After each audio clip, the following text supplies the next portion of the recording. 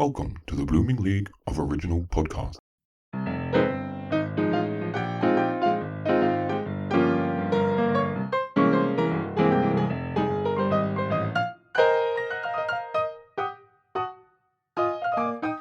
Hello and welcome to Talk Musicals to Me, a new theatre podcast about musicals and their impact on people. My name is Caroline Sheen and I'm here to quiz some of the leading creatives in the entertainment industry about their relationship with musical theatre and how certain musicals may have influenced their lives in ways you may not even expect.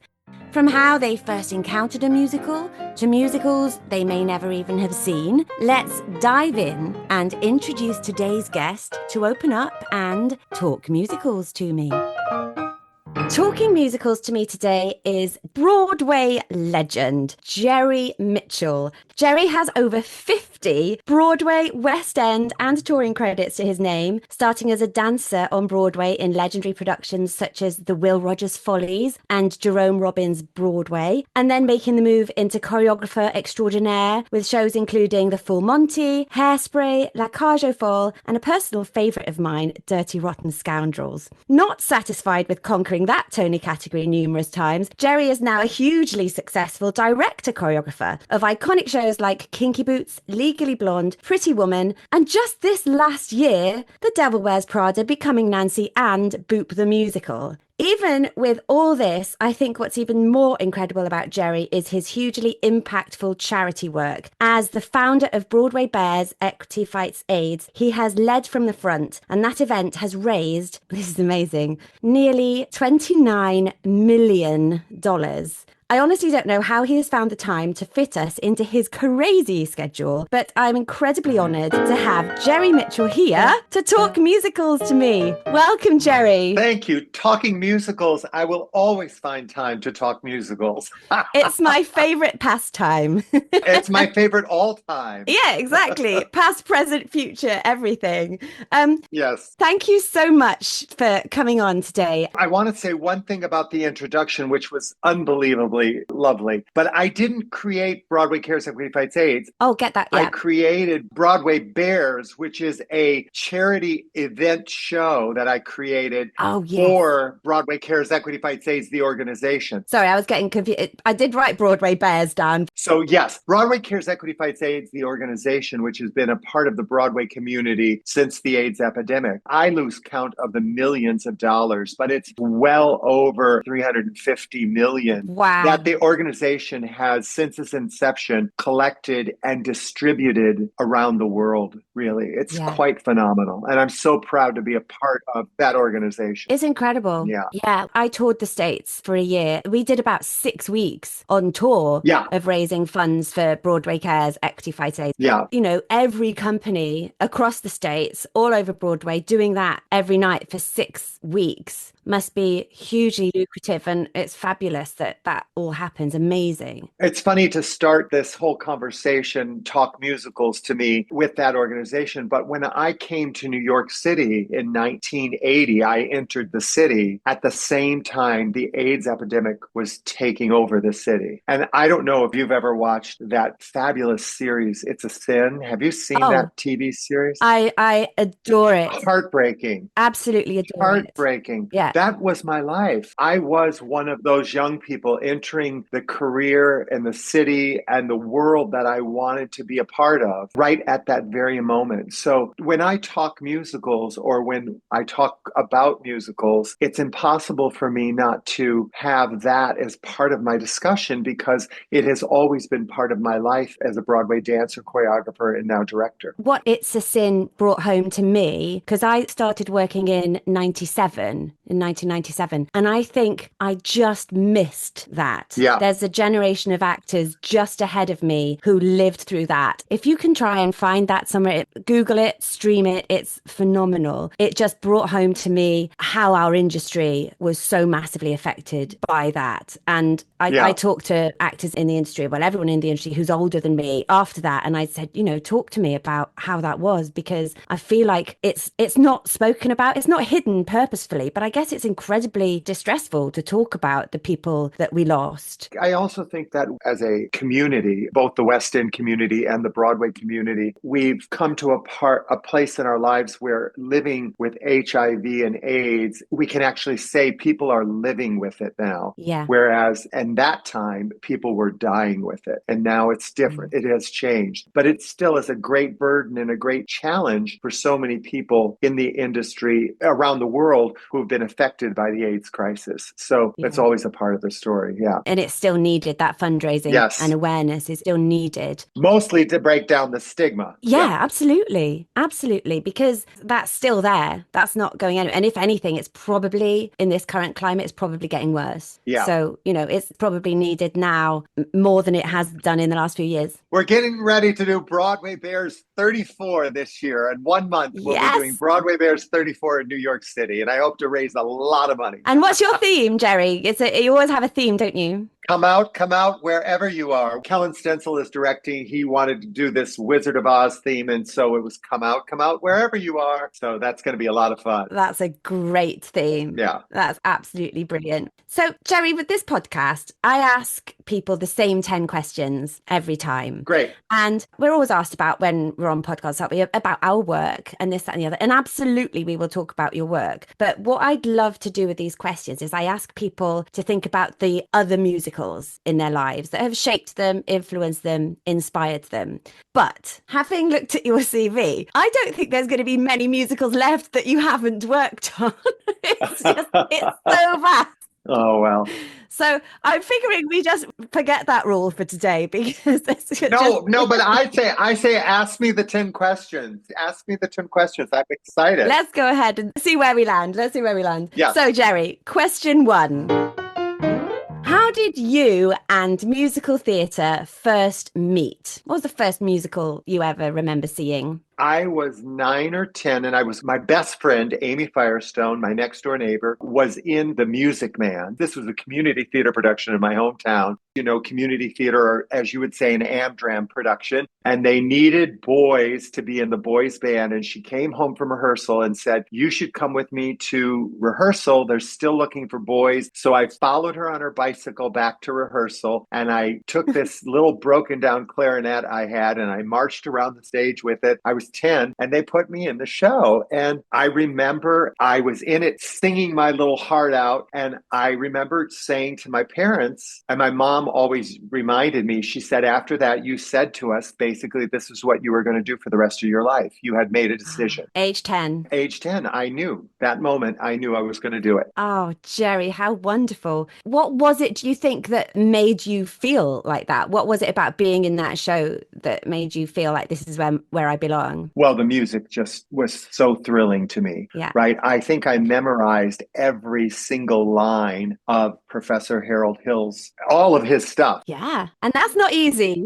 No, my mom said that during trouble, I would be mouthing all the words as a little 10-year-old on the side. Something about the music and, how it affected me. And also just being in that group of people at 10 years old, I just felt like this is really where I belonged. And I was very athletic. I played all the sports with my brothers all the way through high school. I was into all that stuff. But yeah, I felt like this was my home. I love that. And is that something you carried on doing then with the community theatre? Yeah. She dropped out and I kept doing all the shows. I did all the plays, all the musicals. I even ended up directing and choreographing a musical when I was 15 for the community theater. And, I started studying dance when I was about 15. The woman who choreographed all of the shows at the community theater, Cindy Meath, had a dance studio in town. And it's very much the Billy Elliot story. She kept inviting me to come take class. And I wouldn't go because I was too afraid. It was all girls. I was probably pretty sure at that age also that I was gay. So I was afraid of being exposed in that way. But then I broke my collarbone on the way home from football practice, riding my bike. And I said, I'll keep my legs in shape by going to dance class. And I started in dance class at 15, and then I never looked back. Wow. And so I started choreographing for the Village Players too for the next 2 years until I left town. Oh, wow. So that's where your career started, really? Yeah, without question.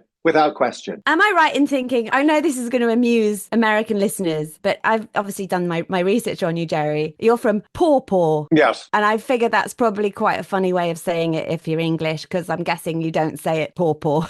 You say pawpaw. Pawpaw. It's actually a fruit from a tree. But yes, I'm from Pawpaw, Michigan. And that's like really small town. Teeny, teeny, teeny town. We had one stoplight, but we did have a community theater and a dance studio. So what else do you need? Wow.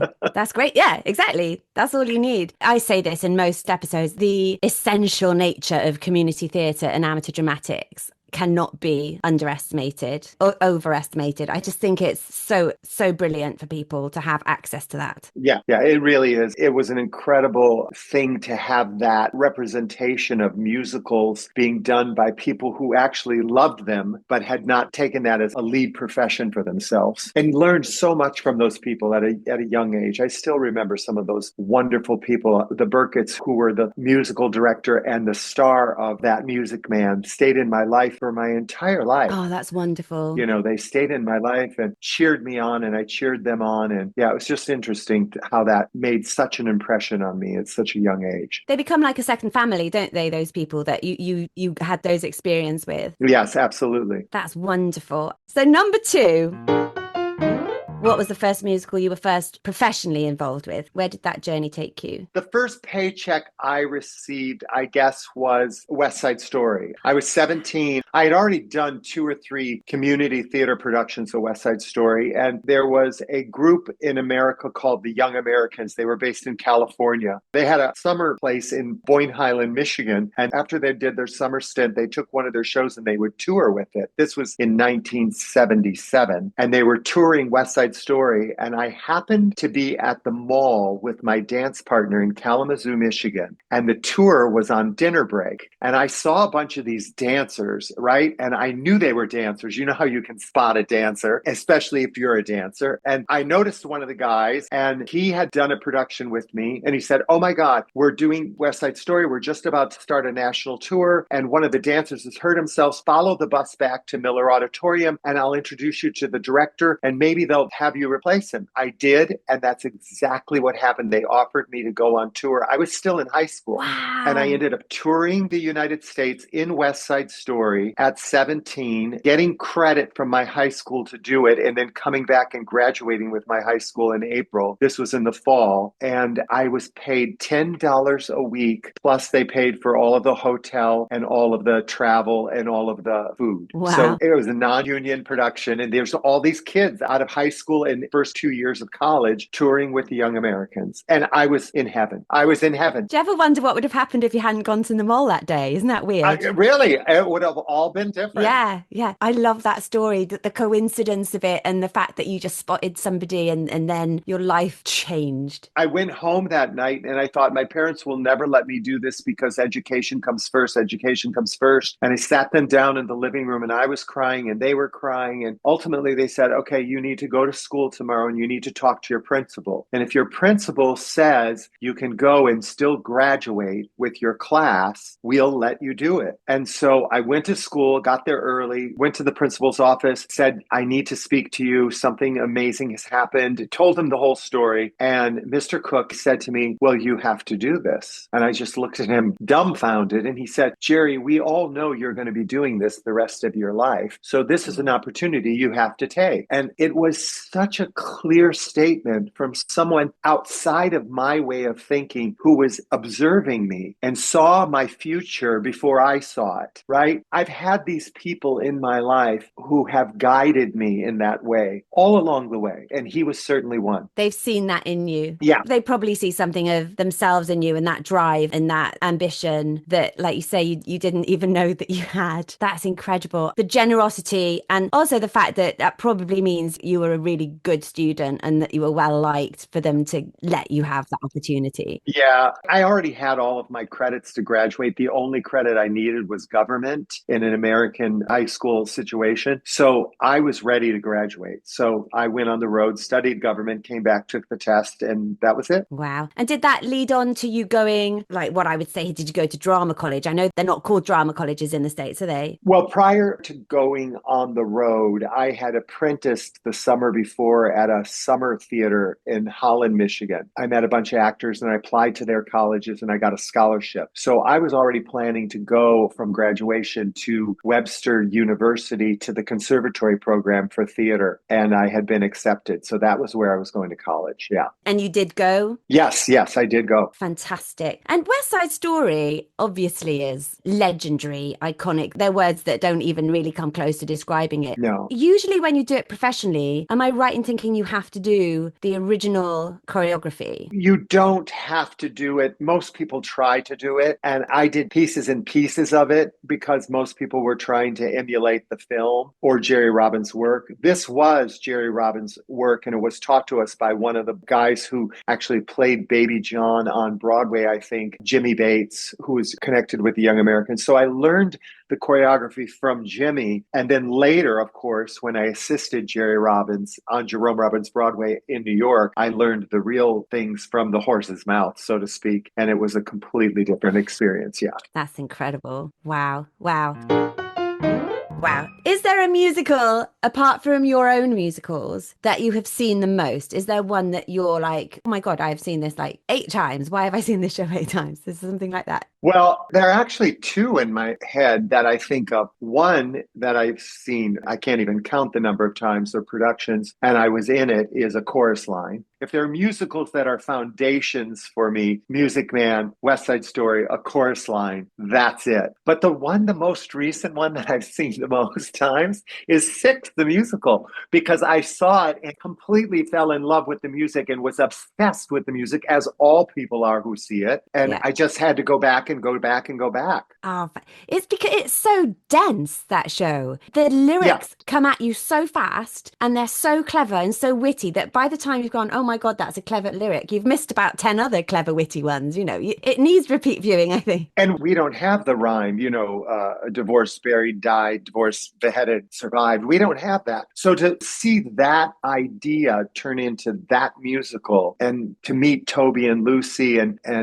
be able to express to them my fandom for the piece. And then also George as a producer, and just to have a little bit of an inside track about its journey. It's been just a wonderful thing to see and see so many companies do it. Yeah. They just announced over here that for the summer, they're going to bring over the Japanese cast of Six, which I think is such a great idea. And 3 of the girls who are in it have either played Lauren for me in Kinky Boots in Japan. One of them is going to be playing Kit in Pretty Woman, which I'm doing in Japan. And another one is going to be playing Vivian. And Amy, of course, was my Vivian in London. So the women who revolve around that musical have been women that I have admired and hired in my own production. So it all kind of works together. It's such a good show. And when I spoke to George, I was like, I think you should do like a sort of middle-aged woman version of it. So that some of us that are sort of in my generation could have a crack at it. Maybe we'll do like a one-off concert or something like that. That'd be fun.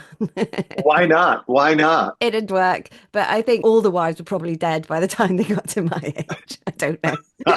Who knows? And Chorus Line, I mean, I think especially for people who are dancers, that musical must have been such freeing for dancers because suddenly dancers had a voice and were able to speak and sing and talk about themselves, and they were characters. They weren't in the background. Of course, you then find out they are going to be the Chorus Line dancers, but you learn about them as individuals. I can't imagine how that must have felt like when it started, and that early few days. The impact of that show is, I think it's a phenomenal show. I was 17 and I had gone to Chicago, Illinois to actually do my audition for the conservatory college that I was going to go to, Webster College, for the scholarship. And while I was in my audition, my friend who drove me got the last 2 tickets in the last balcony in the last row to see A Chorus Line that evening. And we watched the show and I bawled. I just I bet. bawled watching it, seeing it, realizing that was me. And I said to my friend, I'm going to come back in 2 weeks and sit closer with my dance teacher. I have to learn this show. I have to be in this show. I brought my dance teacher back to Chicago. We sat very, very close in the orchestra, her sister and I, and my dance partner. We went out of that theater, and in the streets in Chicago, I said, teach me turn, turn, jump, step,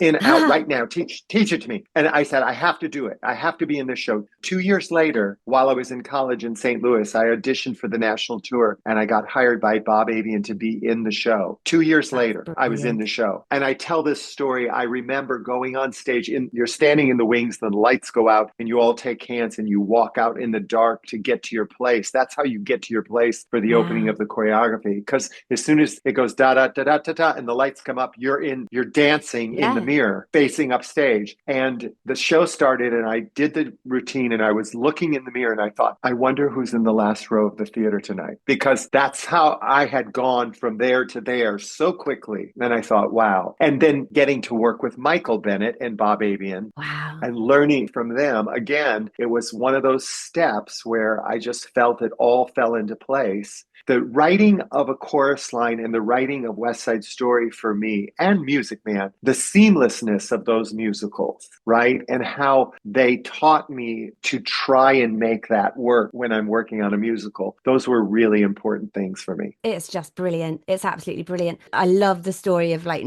thinking there's somebody out there that you could be inspiring as well. I think there's probably quite a lot of us that were that person, sitting in the audience going, I want that to be me one day. And you never forget that, do you? No, we all were. That's why we're here. We were moved in some magical way by what we were seeing that we needed to participate. We wanted to participate. Yeah. Yeah. So speaking of being moved, my next question is, which musical made you laugh? And which musical made you cry the most? Well, the chorus line definitely made me cry the most. There's no question. I'm not sure it was a musical. I think the most I ever laughed in the theater was that last revival of Boeing Boeing. Yes. That I saw in New York. I will still to this day remember that as like one of the funniest. I was falling out of my chair. With the doors. I was falling out of my chair at the theater. I saw it here on Broadway when it transferred. And still to this day, I don't remember much about it other than the fact that I was belly laughing out loud. Yeah. Was it Mark Rylance in it? Yes. Was it him? Yes. Yes. Yes. So it's the same production that I saw over here. And you're right. I actually saw one of my dear friends from my youth theatre back home in Wales on as an understudy for Mark Rylance's part. So I never saw Mark Rylance do it, but I saw my dear friend play that part. And I didn't know the play. I didn't know what I was getting into. I honestly was worried that I was actually going to die from laughing in that play.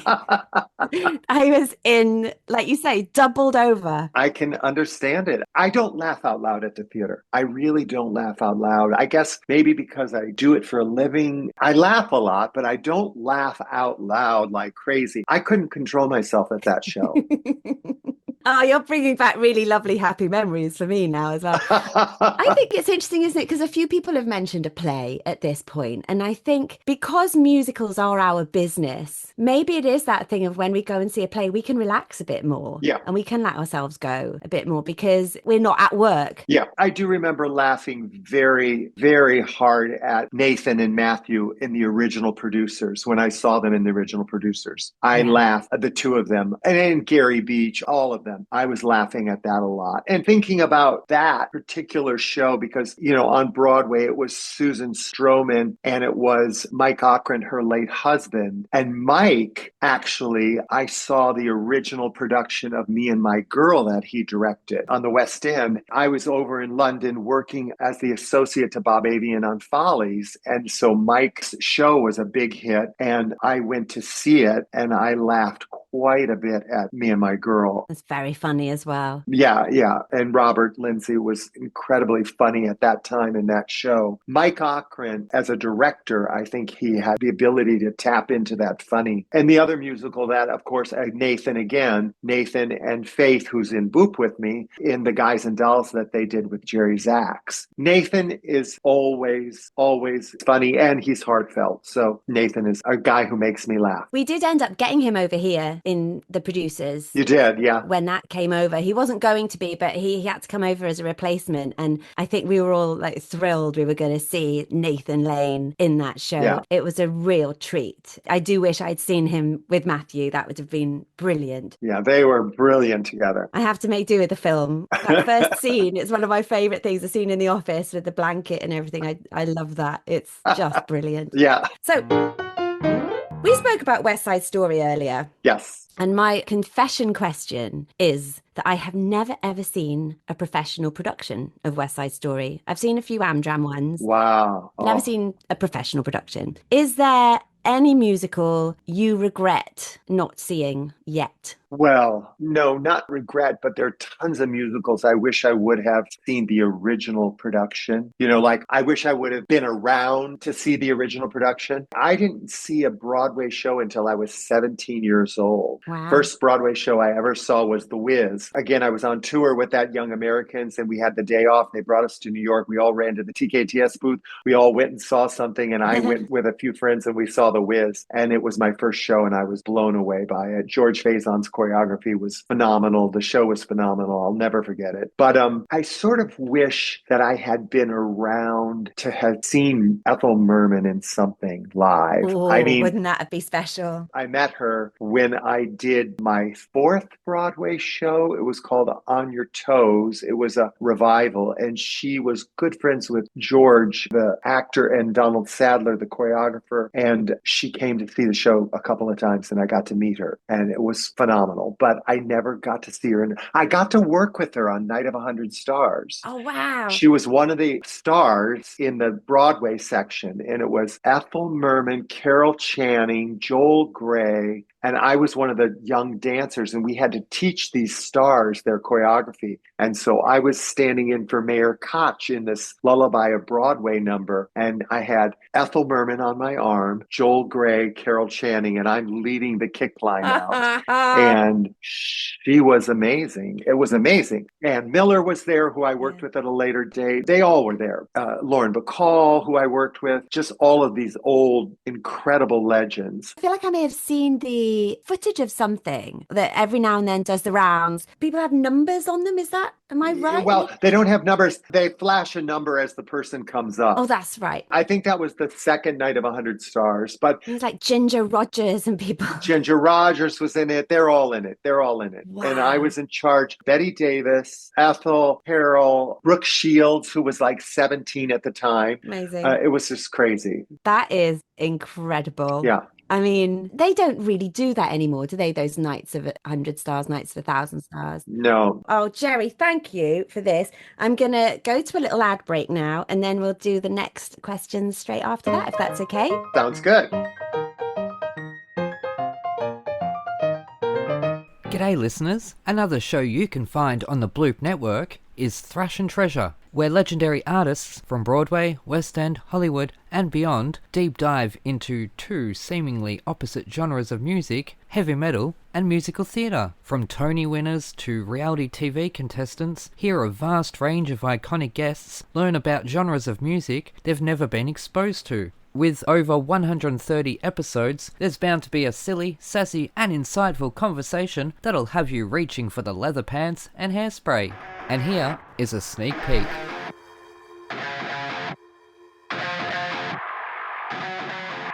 Anyways, guess what? What? We have another legendary Disney diva in the fuel chamber today, and at 5 a.m, Mr. J, am I sure wondering, who disturbed my slumber? As this sleepy beauty boasts this bloke's bewildering body of work, where he has blossomed between boards and backlot by bouncing off bad guys when he burst onto the big screen as a bright-eyed band beside Babes, Bullets and Bell-Bottoms in the blaxploitation bonanza Death Force, otherwise known as Fighting Mad, before blooming into one of Broadway's most beloved baritones with a bevy of bold and beautiful performances where he hopped on a showboat for a tour de force where this fully sick Mitch swung by Putnam County for a quick spell, but let's hope he didn't get his fill and Mount Olympus when he made a man out of Hunk Ules. Hey, that's my job.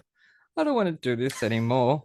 I'm not sure I can go the distance, but with a shout out to David Zippel, we serve up a mache of jealousy sprinkled with a shred of chookers before we tink a bell and raise a toast to his dreamy dozen Disney credits that have seen him waltz into Alice's Wonderland Bakery to steal secret recipes from the disenchanted baker to sell to Elena of Avalor, Vampirina, and the Firebuds. But getting tangled in Rapunzel's hairy adventure with those rebellious super kitties left this genius with no choice but to give himself up. So it's this Aussie's deepest pride and greatest pleasure causing me to cave in wonder at the wonderful world of Disney Neverlander's career as we watch him rocketeer and bolt up there with an iron will and the G-force of a flying carpet that was found by some Minnie Mouse and Rat rescuers down under the sands of Agrabah, where we also found a true blue Tony Award-winning genie from today's chosen mouseicle. So we made a wish for 3 names and out popped the marvelously magical and mythologically admired Mr. James Monroe Iglehart. Yay! Welcome to the torture chamber.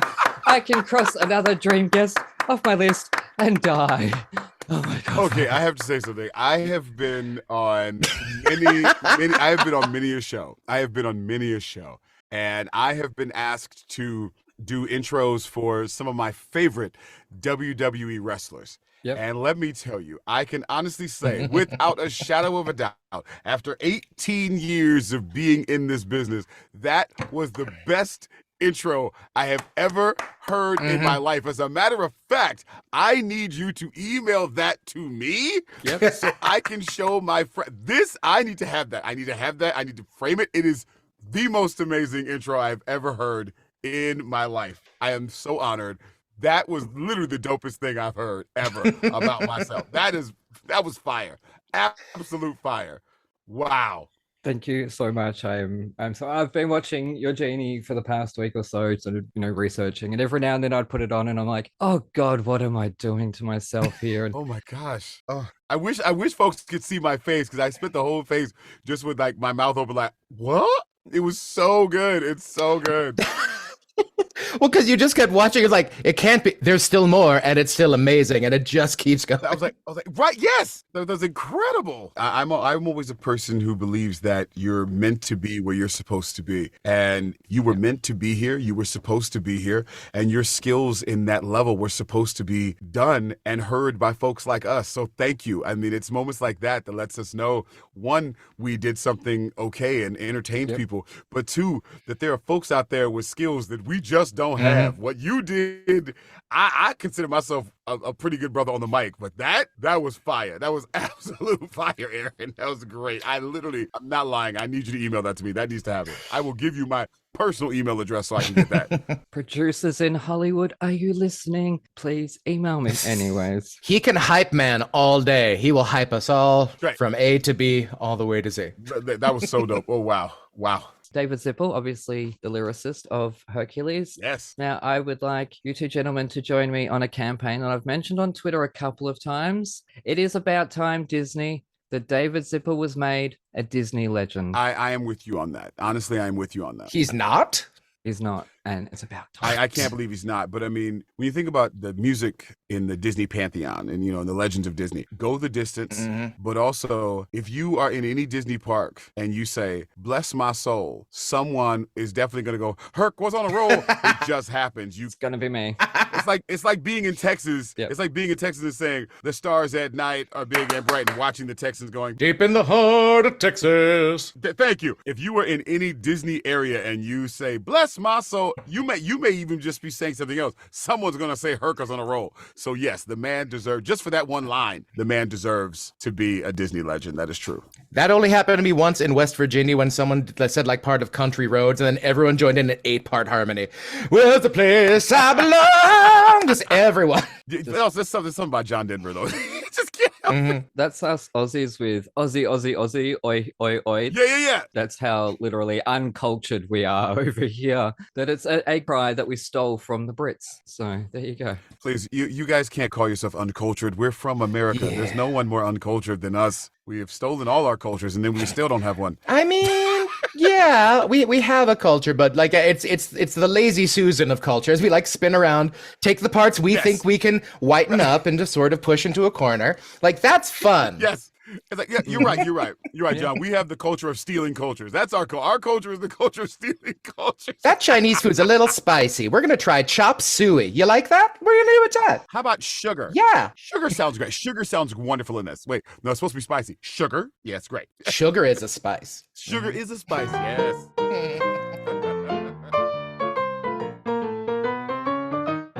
Welcome back to Talk Musicals to Me. I am with the remarkable Jerry Mitchell today, who I haven't mentioned yet. Just been nominated for a casual Tony this afternoon, right, Jerry? Yeah, how about that? How about that? The 9th time I've been nominated for a Tony Award. I said to the cast today, I said, it's really our nomination, and I do believe it is, because I said, I can make up steps as a choreographer, but you don't get nominated for a Tony Award until you have brilliant dancers who can perform them 8 times a week. And this cast is just incredible. They are so good, and they're dancing their little behinds off for me. But it's always an honor. You know, it's always an honor to be invited to the party. I was wondering that because obviously your history with the Tonys is huge. I'm glad you said how many nominations you've had, because I lost count when I was trying to count them earlier on today, because there's just so many. The fact that it is always an honor, it never gets old, I think just shows how much you respect this profession and how you don't take it for granted. You know, I said to the cast today, and I meant it, it's an honor. To be nominated is already a win, and I really mean that. And saying that as a 6-time loser, I feel like I've won every time I get nominated. And ultimately, whether you win or lose the award, the next day you go right back to doing what it is you love to do. So the honor really is to be in a position where we get to do daily what we love to do. That is the gift. Yeah, to continue that joy and to spread that as well is wonderful. Is there like going to be a performance? Because I've seen the footage of Boop online, some of the stuff that has gone on social media, and that incredible one where they're all like bowing individually and then getting up and doing this sort of, I call them spotty dogs. I don't know if that's what you call them in America. Do you think you'll be performing there? Will you get that chance? Usually it's only shows that get nominated as best musical or best revival that perform on the show. But who knows? They haven't said anything yet. The nominations just came out today. So in the next week, they'll be reaching out to everybody and saying what they're going to do. Yeah. It is a stacked year on Broadway this year. It's incredible. There are 42 theaters and they're all full. And I don't remember that happening for me. You know, I've been working in this city for 45 years and I can't remember the last time every theater was full with a show. Wow. I can't. That's wonderful. Yeah. Because I can't remember if it was when I was working with you guys or on a different show, but people were saying how London had bounced back from COVID quicker than Broadway and that Broadway was still struggling a year or so ago. But yes. I feel like it's back with a vengeance now. It feels like that from this side of the pond anyway. Yeah. Many of these musicals are post-COVID musicals. They were all being developed and ready to go and waiting for a theater, and they all sort of came in at this season. So it is definitely back with a vengeance. Yeah, fantastic. Brilliant. If you had the charge of a school or a number of schools, what musical would you put on the school curriculum? What would you want your school to do or to be involved with? For everybody, like compulsory, everyone has to be involved in this. Oh, there's no question. That would be West Side Story. Oh, wow. Again, I would go back to West Side Story because I think that the score is one of the greatest scores ever written, challenging in unbelievable ways musically. Yeah. You learn so much about music from it. And also, it is a show where young people are telling the story. So if you're going to engage young people in a musical, what better musical based on a classic Shakespearean text? Mm-hmm. And it shows you how you can take something and transform it to another medium and use it to tell the story in a new, fresh way. It just has so many wonderful lessons in it. Yeah. It really is one of the greatest shows, I think, ever written. That's a great choice. And like you said, for young kids to engage with that. Yeah. And to feel like an empathy for all those characters because they're in that situation, you know, it's really important, I think, because, you know, when I was at college, we were like 18, 19, we did Follies. Yeah. Who knew how to sort of empathize with those those age of characters, you know, when we were doing Follies. Yeah. So I think West Side is probably a far wiser choice to do than Yeah. West Side, I think, is a perfect choice for colleges. Yeah. When you were working with Jerome Robbins, did you get any kind of insider info or any like cool stories about the development of that show and any interesting stories about how it was made and ideas where they came from? We could do 12 podcasts on that experience with Jerry Robbins. We should. Shall we do it? I spent 2 years of my life with him working on that show. And I met with so many of the artists who were in those original productions. So I was one of his associate choreographers. I had to fly to London to meet with the original shimmy girl from the Charleston Ballet. She lived in London and she had Laban notation of the ballet. But we had found a Ford's 50th videos and she was in it. So I flew to London with this VHS tape. We met at Pineapple. I put the tape in a machine and turned the machine to the mirror. And she showed me all of that original choreography as she could remember it from her notes in the video. I then took all of that back to America to Robbins and showed him in the room. And that was how we reconstructed the number. But that we did with every single number in the piece.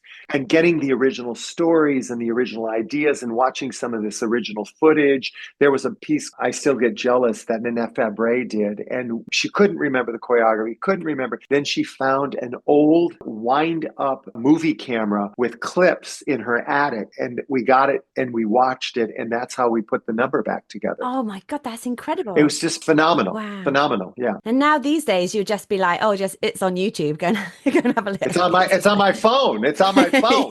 Yeah. Everything's on my phone. Wow, that's incredible. I've usually been saying in this next question, is there a musical that has ever made you want to give up doing musicals? I'm going to change that from now on because I feel like it's a bit of a negative one. Nobody's ever been brave enough to give a name. And if they did, we would have bleeped it out. I'm going to change it slightly because how it's answered is usually what it is about a musical that is the reason for it being a disappointing experience. So when a musical disappoints you, what do you usually find are the reasons behind that? Well, the reason a musical disappoints me is because I don't do a musical unless I'm in love with the musical. So I'm disappointed that not everyone loves it as much as I did, right? Yeah. So those are musicals that have a shorter life usually, and two that's pop out in my imagination. The first one I'm going to mention is a show that I actually want to try and do again. It's based on the Fred and Ginger film Swing Time, and it was called Never Gonna Dance, and we did it here on Broadway, and it was sensational. I was the choreographer. I wasn't a director yet, and the choreography in it that I did, I think, is some of my best choreography I ever created. And I had two amazing dancers, Nancy Lemanager and Noah Racy, starring in it. And the show just didn't come together the way a show needs to come together to be successful. And I got nominated, I think, for a Tony Award for the show, but it was one of those shows that opened and closed and my heart broke because I was so in love with it. Yeah. And the other one that was like that for me was Catch Me If You Can. Oh, God, yeah. Mark and Scott, it was the second time we worked together. I thought their score was sensational. We worked our tails off on it. Jack O'Brien was directing it. I was choreographing it. Terrence McNally wrote the book, and it just never took off. No pun intended. Yeah. Aaron Tveit was the star, and he sang the crap out of it, and the dancing, and Harry Butler, and it just never took off. And I still to this day think it was one of their best scores ever. Yeah. I met Mark. He came over when I was working on Plaza Suite because he'd written the music for the play. Of course. Yeah. And I was chatting to him because I was involved in a really short workshop that they did recently where they were trying a different way of doing it. And Mark wasn't involved, but he'd given his permission for it to be experimented with. Yeah. But oh my God, that music. I mean, it was some of the hardest harmonies I've ever had to learn. Yeah. But wow, they were so satisfying to sing then when you finally got them. And just like, oh my God, I love singing these songs. They're phenomenal. It definitely needs to find, you know how like these shows come back and suddenly they're like revered because they've become these like cult classics. Maybe that's what Catch Me If You Can will have to be. I hope so. That'd be great. Yeah. That'd be so good. It's fantastic. My next question, Jerry, is there any musical which has inspired you to make a strong choice in your life or has changed you in some way? You've gone in and watched it, and you've come out and lived your life a different way. You know, not me personally, because I think I've lived my life kind of, as I like to say, full out. But it's strengthened my belief in that. And that's Kinky Boots, without question, for me, has strengthened my belief in being true to yourself, right? Loving yourself, accepting yourself so you're able to love others. And I've watched that show change so many people who've been connected with it. And I can go on and on about this, but, you know, Matt Henry, Billy Porter, Jay Harrison G, all of them who've played the role of Lola, it's changed them and given some of them, many of them, a sort of a chance to reconnect with their own fathers. I just got back from Tokyo, where we've mounted it for the 4th time, and it's completely sold out. But watching its acceptance by a society that doesn't necessarily accept difference, people are not expected to be individual. And that's what it's saying, is it's saying, you know, accept yourself for who you are so you can love others. And it's already sold out. They're already planning it for 2028. The same thing in Korea. I see its hold on those people in that community and how it helps them grow. But even here in New York, I saw it change stagehands who were working on the show, influencing them to be true to themselves and be who they are. That is wonderful. Yeah. I love it when a musical takes what's there and elevates it and changes it and it becomes its own entity. I think that's so exciting. Yeah, it was such a wonderful experience. And, you know, like all musicals, the music is part of that. How can that lift the show? And Cindy worked so hard and she gave me so much to dance about. Yes. Yeah. She loved that. And we had worked together earlier on her Girls Just Want to Have Fun Hey Now remake video. Wow. And we knew each other. And she had been a part of Broadway Bears in the past for me. So she knew my love for dance and what turned me on. And so she delivered these songs that allowed me to create these incredible dance numbers, which won me a Tony Award, right? So she was able to give me that gift. And together we were able to give the gift of Kinky Boots to the world. And it's been one of the greatest collaborations. Yeah. It's my favorite word when we talk about musical theatre, collaboration. And I think when you find somebody that you click with and that understands you, what you do, and you get them as well, that must feel so great. And you go, surely this is going to work, you know? Yeah. And it was Cindy's debut as a writer of musicals, but she came to the project and Harvey, of course, guided her every step of the way. But she came into the room with Harvey and with myself wanting to do, not saying I know how to do, saying I'm here to do it. I have some ideas. Help me. Let's go. And Stephen Aremus was incredibly important to that collaboration and getting her to understand how a song can serve a musical, right? Yeah, because it's different from a pop song. Completely different. Completely different. Oh, that's wonderful. And that the way that somebody can come and be incredibly successful in one field and yet still be willing to learn about this field. Yes. That's essential, I think. My next question. What do you think is the secret to a good musical? If I knew the answer to this, every show I did would be a good musical. Well, they're not bad, Jerry. They're not bad. I think for me, it's hope. I want to leave the theater with hope, right? However that's interpreted, whatever I take away from the musical, I have to leave with hope. And, you know, that comes from Michael Bennett saying that to me, Jerry Robbins saying that to me. Ultimately, I think musicals have that intrinsically in their DNA. You leave feeling better than you felt coming in, right? Yeah. Whatever the lesson was, whatever the story was, whatever the journey was, you leave feeling better than you felt when you walked in. That's the key to a great musical to me. And is that what makes you fall in love with them? When you're looking at a musical, that's what gets you? Without question. If I leave the theater feeling better than I felt when I walked in, that's a good musical to me. Yeah. So this is going to be my final question. I'm going to change it especially for you because of what you just said. Uh-oh. Which musical gives you the most hope? I know you've spoken about Kinky Boots, which is probably that one. So pick the second best one that gives you the most hope when you leave. Well, right now it's Boop for me. Boop is really about finding love. And when you find it, your life is full of color. And if you Wow. don't find it, you're living in a black and white world. So the most important thing you can find is love. And right now, with everything that's going on in the world, every day going to work and being in a room that was trying to tell this crazy story about a cartoon character who, a very simple idea, was missing something. She's on a journey to find it. She gets in a crazy machine that her grampy invented. She travels to the real world, which is full of color, and she's never experienced color, and she's experiencing it for the first time. And of course, the first color she sees is the blue eyes of the man she's just bumped into, which she doesn't realize is what's missing in her life, which is love. And she has a relationship. She has to go back to her world. He follows her when he kisses her. Quite literally, her costume, which is white, starts to glow red, and it turns into multiple colors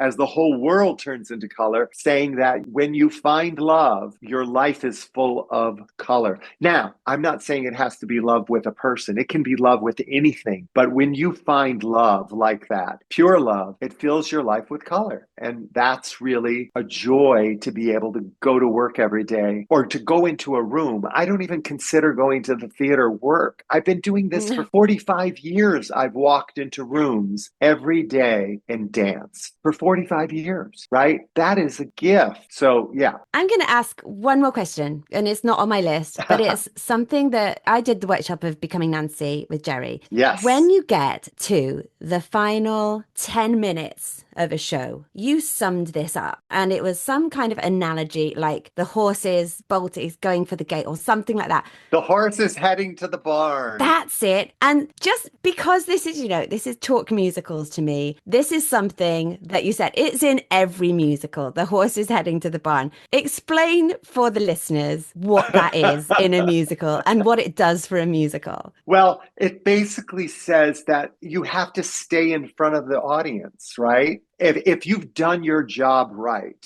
and you've gotten to the last 10 minutes of the musical, the audience should probably sense where you're going. The story's culminating, and most people know where that story is headed in that last section. When the horse is headed to the barn, you got to get there before the horse gets there, right? Yeah. So you stay in front of the audience. I think that is the phrase. Like, it's saying, cut it, get to the point, get to the end of the show before the audience gets to the end of the show. Yeah. And with that drive and that energy of a horse wanting to go to the barn. Yes. It's so important, because I do think at the end of a musical, sometimes there are so many loose ends to tie up and so many 11 o'clock numbers. And you do sometimes sense that the audience is going, oh, am I going to make my train? But that's such an important thing. I'm going to tell you why I love that phrase so much. I had a horse before I had a bike. I grew up on a farm, right? Mm-hmm. So I had a horse. And when it's time to call the horses in, they're out in the pasture. And when it's time to call the horses in for the night to have their meal and put them to bed, you basically shake a little can of grain.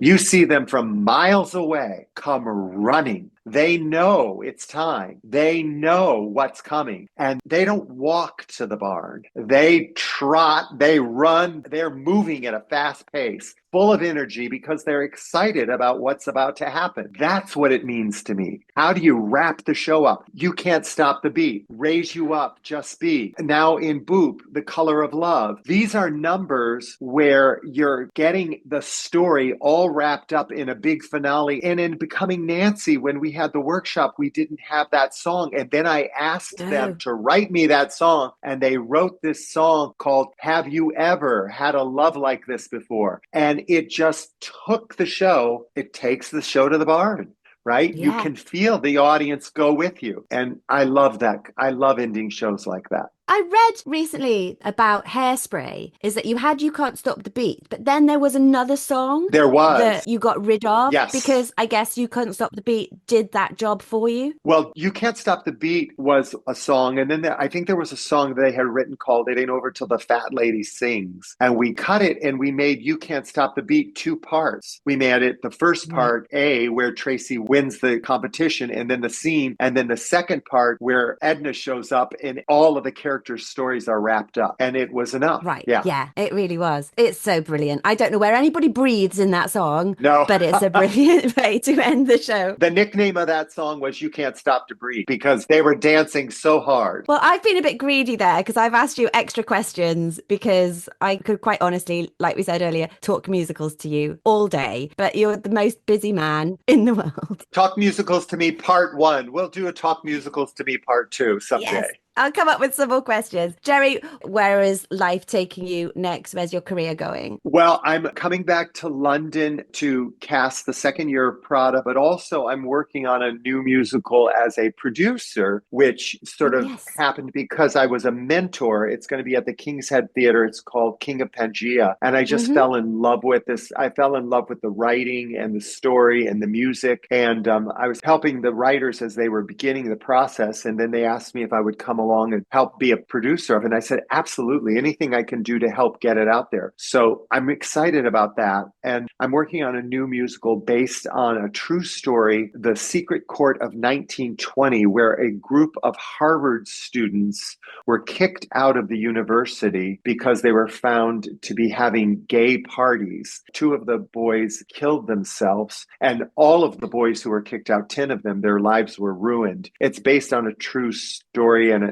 I think there was a book that exists. There was a film of it, a little off-Broadway play of it, and now there's a new musical being written about it. And I'm working with Jonathan Sheffer and Bruce Roberts on that. It's a really beautiful idea. Oh, wow. Knowing you, these will all end up being a big Tony ceremony in the future. And we'll just have to add another one to your list. It has been an absolute pleasure to hear your stories and hear about all the musicals that have influenced you and all the influence you've had on musicals, actually, quite frankly. It's wonderful to follow you. I follow you on Instagram and I love watching everything you do. The energy you come at life and the energy you come at theatre is inspiring. It gets me out. It gets me like, do you know what? Jerry would be going to the gym today, so I'm going to go to the gym today. Yeah.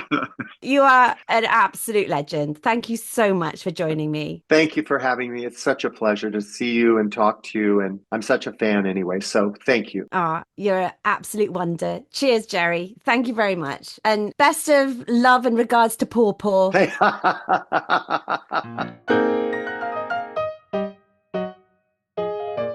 Thank you so much for listening today.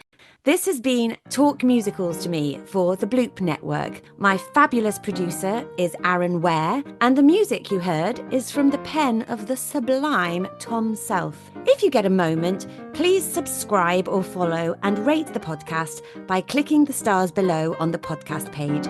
It takes about 2 seconds to do, and it will really help the podcast and its future life and would make us massively, eternally, enormously grateful.